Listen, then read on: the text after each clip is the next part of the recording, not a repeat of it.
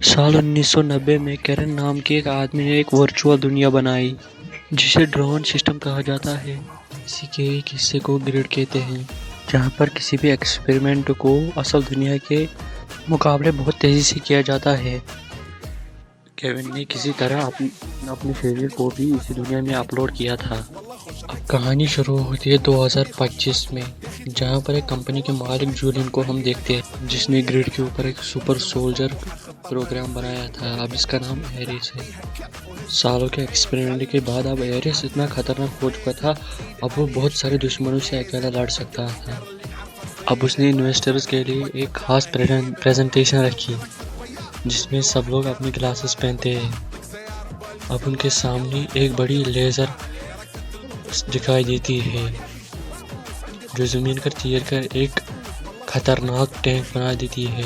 अब जूलियन इनको बताता है कि ये टैंक मैंने ग्रिड सिस्टम से बनाया है और इसे लेज़र से यहाँ लाया गया है। ये बहुत ताकतवर है। जूलियन सबको बताता है कि हम इस टेक्नोलॉजी से बहुत सारे टैंक 1 मिनट में बना सकते हैं। ये बहुत खतरनाक है, आप इसे किसी भी जंग में ले जा सकते हो। अब उसमें एरिस नाम का एक आदमी निकलता है। अब जूलियन बताता है ये बहुत खतरनाक है, इसका कंट्रोल हमारे पास है, तो ये गद्दारी नहीं करेगा। अरे मर भी गया तो हम और ज़्यादा बनाएंगे। अब ये लोग सब लोग बात कर रहे थे कि तभी ऊपर से बिजली गिरती है। एरिस इन सबको बताता है कि थोड़ी देर के बाद बारिश हो जाती है।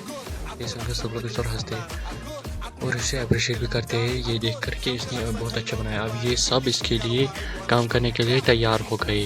अब इन्वेस्टर्स के जाने के बाद एरिस आसमान में बहुत सारे जुगनू देखता है। उसने पहली बार महसूस किया कि उसके हाथ में जुगनू है। अब 40 मिनट के बाद ये प्रोग्राम खुद ख़त्म हो जाता है असल दुनिया में।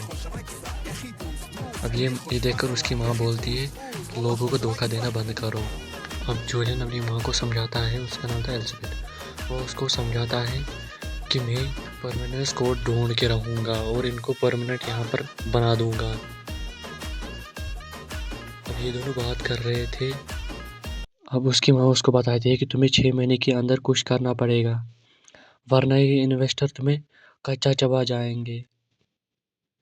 अगर तुमने कुछ नहीं किया तो ये इन्वेस्टर तुम्हें मार देंगे, क्योंकि जिसने ग्रिड सिस्टम को बनाया है उसने परमानेंट स्कोर को छुपा दिया है, क्योंकि कोई दुनिया का आदमी इसका गलत इस्तेमाल ना कर पाए। ये कोड किसी को नहीं पता कहाँ है। अगर आपको देखना है कि आगे क्या हुआ तो चैनल को सब्सक्राइब करें और कमेंट में पार्ट 2 लिखें।